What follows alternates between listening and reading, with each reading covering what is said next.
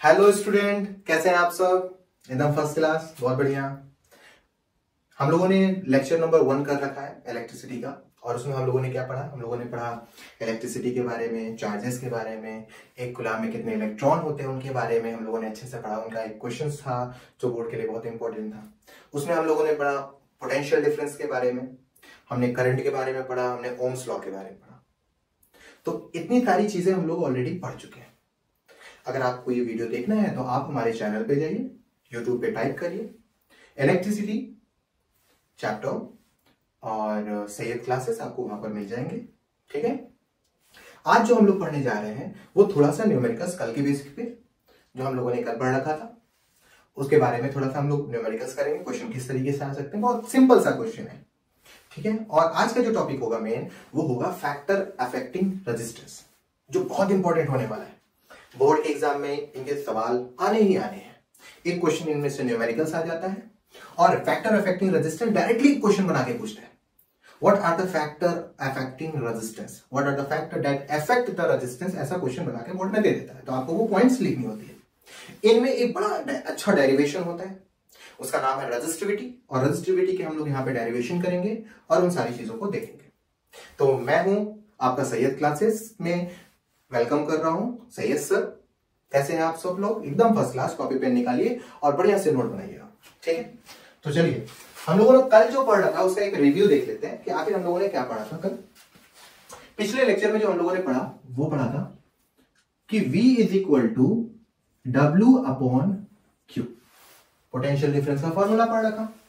फिर हम लोगों ने पढ़ा I is equal to Q upon T, ये भी पढ़ रखा। फिर हम लोगों ने ओम्स लॉ में देखा V is equal to I into R, और इसी ओम्स लॉ में हम लोगों ने देखा I is equal to V upon R. जरा ध्यान दीजिए, बड़ी मजेदार चीज है। हमारे पास I के दो फॉर्मूले और V के दो फॉर्मूले। ठीक है, अब तक हम लोगों ने यह पढ़ लिया। तो इसमें जो बेसिक क्वेश्चन होता है बड़ा टफ नहीं है, बड़ा इजी क्वेश्चन होता है कि कैलकुलेट, क्वेश्चन नंबर 1 कर लेते हैं। Calculate the work done by 5 coulomb of charge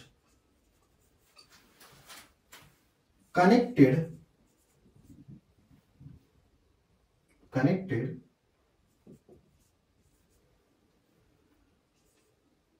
200 या 20 लिख लेते हैं, 25 वोल्ट बैटरी। ठीक है, आपको कैलकुलेट करना है कि 25 वोल्ट की बैटरी है, 5 कूलम चार्ज अगर फ्लो करता है तो उसने कितना वर्क किया है, how much work is done. ठीक है, तो जरा देखो दिया क्या है। पहले क्वेश्चन का सबसे इंपॉर्टेंट हिस्सा होता है जो गिवन वैल्यू उसको लिख लो। 5 कूलम, ये किसके बारे में बात कर रहा है? क्यू के बारे में। ये हो गया 5 कूलम। V आता है पोटेंशियल डिफरेंस से, यानी V से। ये कितना दिया है? 25 वोल्ट। अब कह रहा है कि आप वर्क डन पता लगाओ, W is equal to question mark. अब जरा ध्यान दो, इनसे रिलेटेड क्या कोई फॉर्मूला है? हमें मिला, हाँ ये रहा formula.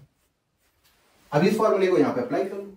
V is equal to W upon Q, value put up करो। V है आपका 25 इज इक्वल टू डब्ल्यू है आपका कुछ नहीं, क्योंकि यही पता लगाना है। Q हो गया आपका 5, क्रॉस मल्टीप्लाई, तो W इज इक्वल टू क्या हो गया?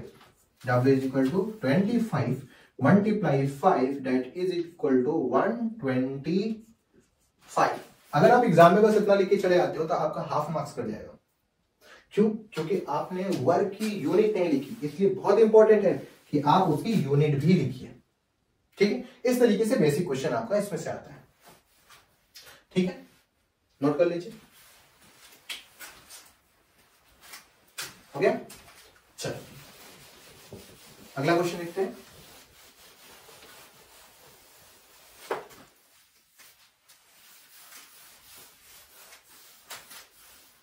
how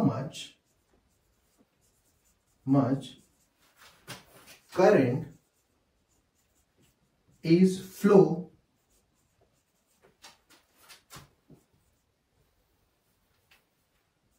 in 5 second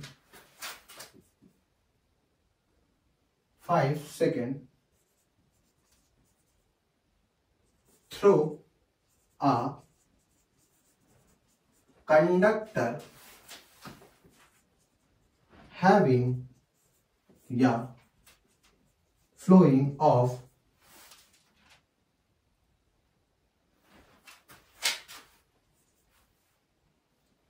20 coulomb charge.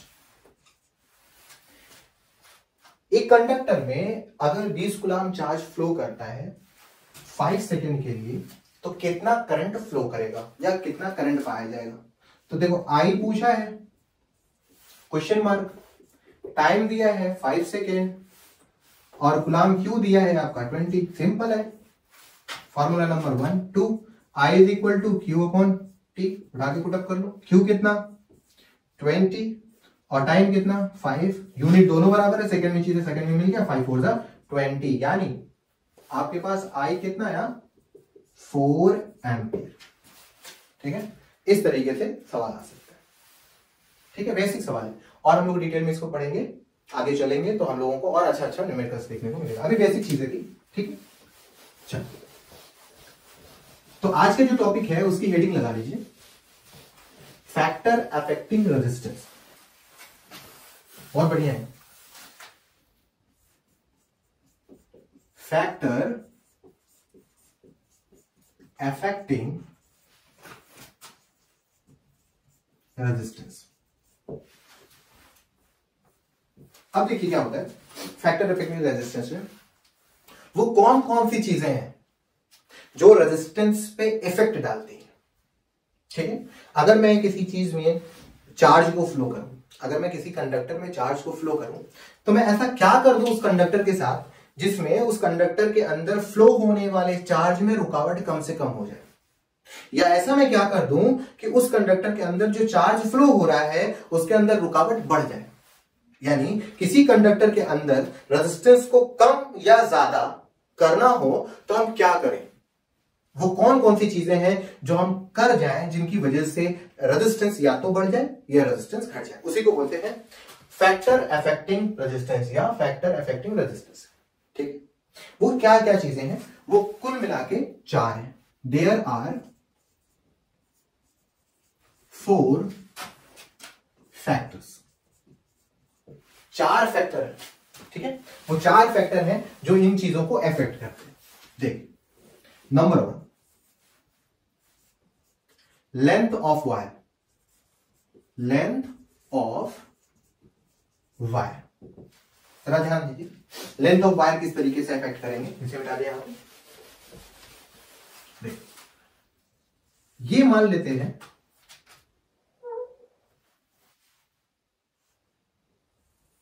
एक रोड है।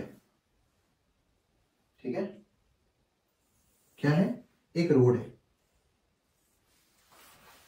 एक दूसरा रोड ले लेते हैं, ये हमारा रोड है।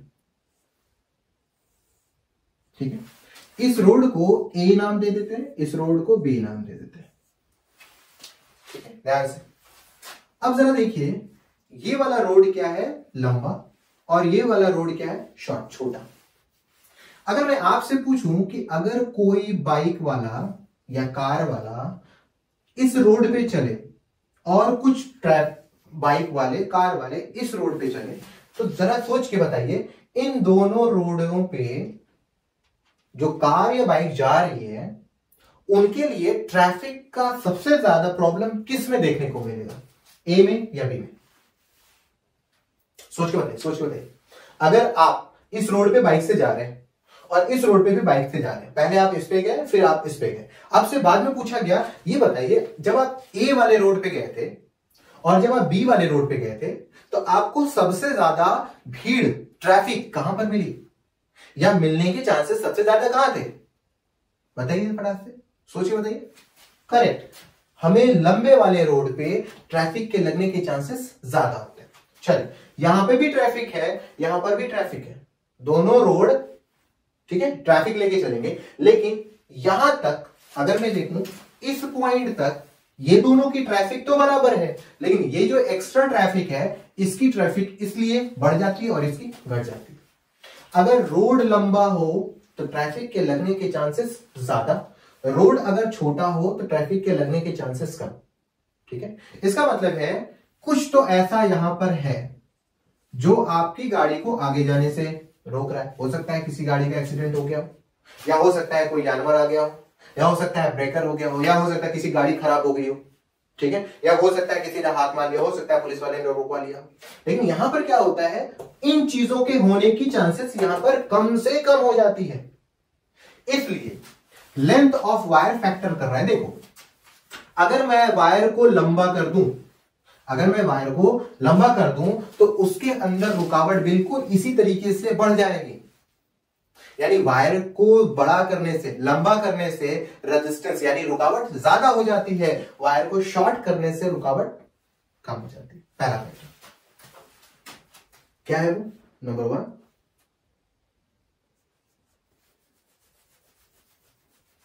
अगर लेंथ को बढ़ा दिया जाए तो रेजिस्टेंस भी बढ़ जाता है। अगर लेंथ को घटा दिया जाए तो रेजिस्टेंस भी घट जाता है। क्या हम कह सकते हैं कि वायर को बढ़ाने से रेजिस्टेंस बढ़ गया, वायर को घटाने से रेजिस्टेंस घट गया? आपका घर है, आप क्या किए, आपने एक केबल लगाया, तार लगाया और उसे 200 मीटर या 100 मीटर की दूरी पे ले जाके तार से कनेक्ट कर दिया। अब वहां से बिजली जो आप तक आ रही है वो आपकी कम हो जाएगी।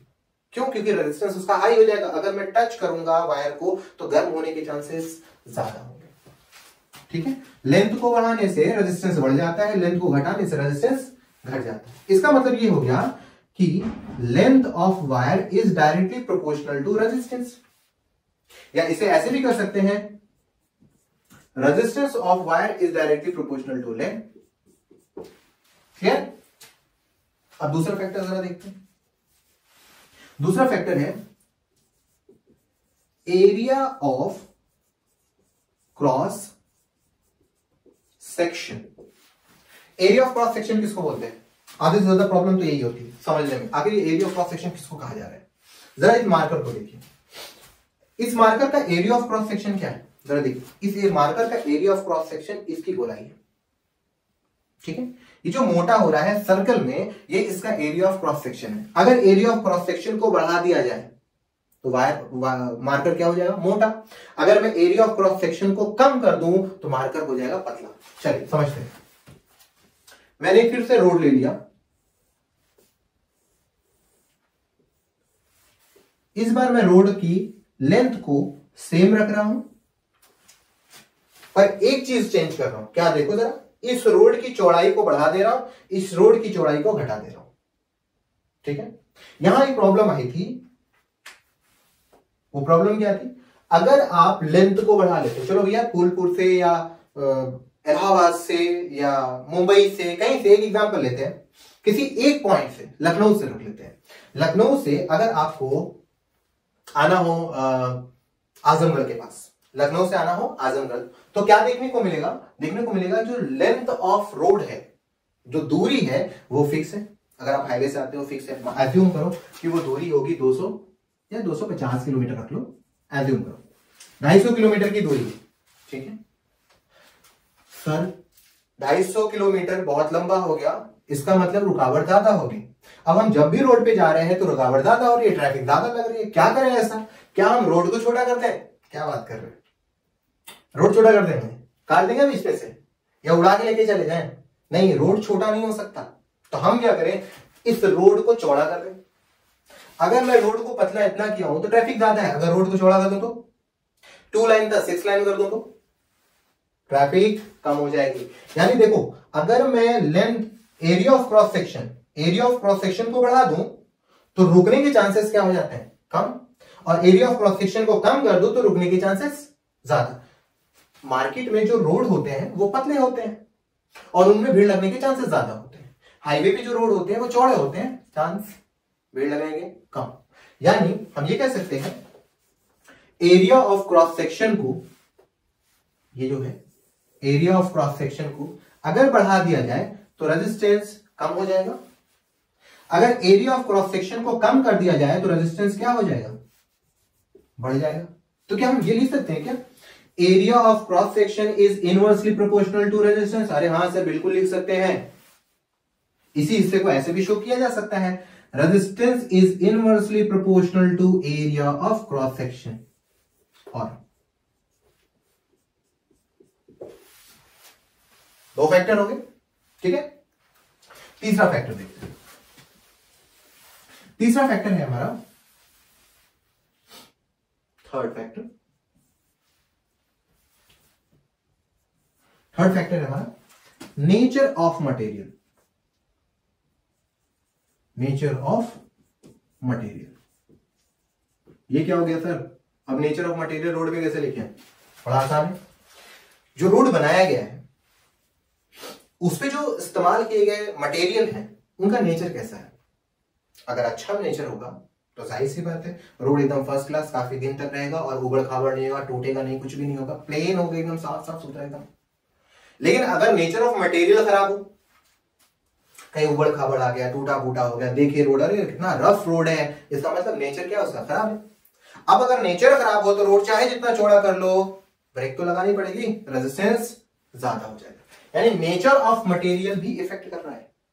अब तक हम लोगों ने क्या देखा? हम लोगों ने देखा, पहले हम लोगों ने, ध्यान से सुनो, ध्यान से, पहले हम लोगों ने देखा कि वायर को लंबा करने से रेजिस्टेंस बढ़ रहा था, ठीक है, वायर को बढ़ा देने से रेजिस्टेंस बढ़ रहा था। हमने क्या किया, वायर को छोटा कर दिया। जहां वायर छोटा नहीं हो रहा था हमने कोई एक तरीका आजमाया। वो तरीका क्या था? हमने एरिया ऑफ क्रॉस सेक्शन को बढ़ा दिया, यानी लेंथ ऑफ वायर को वैसे ही रखा, बस उसकी एरिया को बढ़ा दिया। हमें लगा कि भाई कोई बात नहीं, अब रेजिस्टेंस तो आराम से कम हो गया, करंट आराम से फ्लो करेगा, हमें जितना वोल्टेज चाहिए होगा, जितना करंट चाहिए होगा, प्रॉपर्ली हमें मिलेगा। फिर हमने क्या देखा? हमने देखा कि हमने ये भी कर लिया, ये भी कर लिया, लेकिन अभी भी रेजिस्टेंस यानी रुकावट पैदा हो रही है। तो पता ये चला कि आपने जो वायर लगा के रखा है, पहले तो आपने पतला वायर लगाया था, रुकावट ज्यादा हो रही थी, आपने क्या किया, उसे मोटा कर दिया, मोटी केबल लगा दी। जब हमने मोटी केबल लगाई तो आपको लगा कि फर्स्ट क्लास, अब लाइट बहुत अच्छी आएगी, लेकिन फिर देखने को मिला करंट अच्छे से नहीं आ रही है, ठीक है, करंट अच्छे से नहीं आई। आपको पता चला कि आखिर ये करंट में ऐसा क्या होगा जिसकी वजह से फ्लो आ रहा है। ये पता चला कि आपने जो वायर लेके खरीद के आए हुए थे वो वायर एक्चुअली क्या है, वो वायर में उसकी बनावट ही खराब है। यानी उसको बनाने के लिए हमने 2-3 मटेरियल का इस्तेमाल किया, वो प्योर वायर, अच्छा वायर नहीं था, नेचर ऑफ मटेरियल खराब था, रुकावट ज्यादा होने लगी। क्लियर है? चौथा जो फैक्टर होता है, अभी हम लोग इसको पढ़ेंगे, इंपॉर्टेंट इससे। चौथा फैक्टर जो होता है वो होता है हमारा टेम्परेचर। बड़ा आसान सा है, टेम्परेचर को बढ़ा दो रेजिस्टेंस बढ़ जाएगा, टेम्परेचर को घटा दो रेजिस्टेंस घट जाएगा। बड़ा जीता जाता है एग्जाम्पल, मोबाइल का चार्जर। सुबह के टाइम अगर हम चार्जर को मोबाइल में लगाएं और अडाप्टर को प्लग में, सॉकेट में लगा दो, बटन को ऑन करें, हम ये ऑब्जर्व करते हैं कि हमारा मोबाइल बहुत तेजी से चार्ज होता है। जब हम अडाप्टर को टच करते हैं तो देखते हैं थोड़ा बहुत हीटनेस उसके अंदर फैला हुई, ठीक है, गर्मी के दौरान। लेकिन इसी चार्जर को दोपहर में अगर हम लगाएं और मोबाइल को ऑब्जर्व करें तो क्या देखने को मिलता है, यार चार्जर एकदम हीट हो चुका है और मोबाइल चार्ज ही नहीं हो रहा है। क्यों? क्योंकि टेम्परेचर हाई हो गया। अगर टेम्परेचर हाई होता है, टेम्परेचर, मार्क माई वर्ड, अगर टेम्परेचर हाई होता है तो रेजिस्टेंस पाया गया, और वो कैसा, ज्यादा। यानी रेजिस्टेंस क्या ला सकता है, रेजिस्टेंस टेम्परेचर ला सकता है। कहीं पर भी, चलो एक जगह छोटा सा एक्सीडेंट हो गया, छोटे से एक्सीडेंट में क्या देखने को मिला, ढेर सारी गाड़ियां आ रही थी, गाड़ी में से लोग उतरने लगे, क्या हुआ भाई, क्या हुआ, बताओ क्या हो गया। देखते ही देखते पूरा माहौल वहां का क्या होने लगा, इकट्ठा होने लगा और गर्मी गर्मा का माहौल हो गया। अंदर टेम्परेचर, किसी को गुस्सा आ रहा है, किसी को कुछ आ रहा है ना। वजह यह है कि वहां पर गैदरिंग ज्यादा हो गई। अब गैदरिंग को क्या करो, हटा दो, फौरन माहौल क्या हो जाएगा, ठंडा हो जाएगा। बिल्कुल इसी तरीके से अगर कहीं रेजिस्टेंस यानी फ्लो ऑफ चार्ज में रुकावट ज्यादा होने लगी तो रेजिस्टेंस ज्यादा, तो उस जगह पर टेम्परेचर बढ़ जाता है। जैसे हीटर में हमने बटन को ऑन किया, तार नीचे से ऐसे गया हीटर की स्प्रिंग के पास, और जैसे ही स्प्रिंग में करंट एंट्री किया, हीटर की स्प्रिंग गर्म होना शुरू हुई। इतनी गर्म होती है कि थोड़ा सा ग्लोनेस शो करने लगती है, लाल जैसी हो जाती है। बहुत ज्यादा हीट निकलने लगती है। इसकी वजह यह है कि वो जो स्प्रिंग बनी हुई है उसका नेचर ऑफ मटेरियल प्योर नहीं है और उसके अंदर जो चार्ज आ रहा है वो रुकावट पैदा करता है। बहुत ज्यादा रुकावट होने की वजह से उसके अंदर हीटनेस बढ़ जाती है। ठीक है, तो टेम्परेचर के ज्यादा होने का मतलब रेजिस्टेंस ज्यादा, टेम्परेचर के कम होने का मतलब रेजिस्टेंस कम। तो ये जो 4 फैक्टर है ये बहुत ही इफेक्ट करते हैं रेजिस्टेंस को। ठीक है, अब यहां से एक पॉइंट आती है, मैं इधर मिटा लूं इस जगह पे, यहां से एक पॉइंट आती है, वो है नेचर ऑफ मटेरियल। मैंने स्टार लगा रखा है और इसमें हम लोगों ने 2 इक्वेशन बना रखे थे। पहला इक्वेशन था R directly proportional to length of wire, दूसरा था R inversely proportional to 1 upon area. ये हमें 2 चीजें मिले थे। ठीक है, क्या हो अगर मैं इन दोनों को एक दूसरे के साथ कंबाइन करूं? जरा देखो, from equation 1 and equation 2, R proportional L into 1 upon A लिखा जा सकता है। फ्रॉम 1 एंड सेकेंड लिखा जा सकता है। अब जरा देखो, R प्रोपोर्शनल L अपॉन ए हो गया। प्रोपोर्शनलिटी को हटाने के लिए हम क्या करें, एक कांस्टेंट वर्ड लिख लेते हैं। R इक्वल टू, वो वर्ड है इस तरीके का, इसे हम लोग बोलते हैं रो। क्या बोलते हैं? रो। ये हमारा कांस्टेंट टर्म होता है L अपॉन ए, और हमें एक फॉर्मूला मिल जाता है रेजिस्टेंस का। अब इस चीज को रो के फॉर्म में लिख दिया जाए तो क्या मिलेगा? Rho is equal to R into A upon L. यहां पर ये जो रो होता है इसे बोलते हैं रेजिस्टिविटी। क्या बोलते हैं बच्चों? रेजिस्टिविटी। रेजिस्टिविटी एक्चुअली कोई नया वर्ड नहीं है, इसी को बोलते हैं नेचर ऑफ मटेरियल। क्या बोलते हैं बेटा? Nature of material. तो रेजिस्टिविटी का फॉर्मूला मिला, rho is equal to R into A upon L. ठीक है, जरा इसकी एसआई यूनिट देखते हैं, इंपॉर्टेंट फॉर्मूला है रेजिस्टिविटी का। इसकी एसआई यूनिट देखते हैं। Rho is equal to resistance की यूनिट ओम, एरिया की यूनिट मीटर स्क्वायर, तो मीटर को ऐसे लिख ले, metre metre metre square. Length की यूनिट मीटर, 1 मीटर से 1 मीटर कैंसिल, तो रो इज इक्वल टू क्या बना? ओम मीटर। ये क्या हो गया? इसकी एसआई यूनिट। क्लियर? तो रेजिस्टिविटी क्या है? रेजिस्टिविटी नेचर ऑफ मटेरियल है। कैसे डिराइव हुई? हमने देखा कि रेजिस्टेंस जो था वो डायरेक्टली प्रोपोर्शनल कर रहा था लेंथ को, और रेजिस्टेंस ही था जो इनवर्सली प्रोपोर्शनल था एरिया के, एरिया ऑफ क्रॉस सेक्शन के। दोनों को हम लोग कंबाइन किए और हमें मिला R proportional L into 1 upon A. हमने देखा कि प्रोपोर्शनलिटी को साइन हटाना है और इस साइन को हटाने के लिए हमें एक कांस्टेंट टर्म चाहिए था, और वो कांस्टेंट टर्म क्या हो गया? हमारा रो हो गया। ठीक है, और इस रो को हम लोगों ने क्या बोला? रेजिस्टिविटी, और यहां से हमारा क्या हो गया? डेरिवेशन हो गया। ठीक, रेजिस्टिविटी का। तो रेजिस्टिविटी का फॉर्मूला आता है R into A upon L, जिसमें R की यूनिट होती है ओम, एरिया की यूनिट होती है मीटर स्क्वायर, एल की यूनिट होती है लेंथ, जानते हो मीटर। ठीक है, और इनकी यूनिट को रख के एम से एम को कैंसिल किया जाए और हमें क्या मिल गया? रेजिस्टिविटी का एसआई यूनिट। ठीक है, तो फैक्टर अफेक्टिंग रेजिस्टेंस में इतना सा, और उसमें हम लोगों ने देखा रेजिस्टिविटी का डेरिवेशन, जो कि इंपॉर्टेंट फॉर्मूला है नेचर ऑफ मटेरियल को कैलकुलेट करने का। ठीक है, अगली वीडियो में हम लोग पढ़ेंगे इसके कुछ इंपॉर्टेंट क्वेश्चंस और रेजिस्टेंस के बारे में डिटेल स्टडी। तब तक के लिए all the very best. Thank you.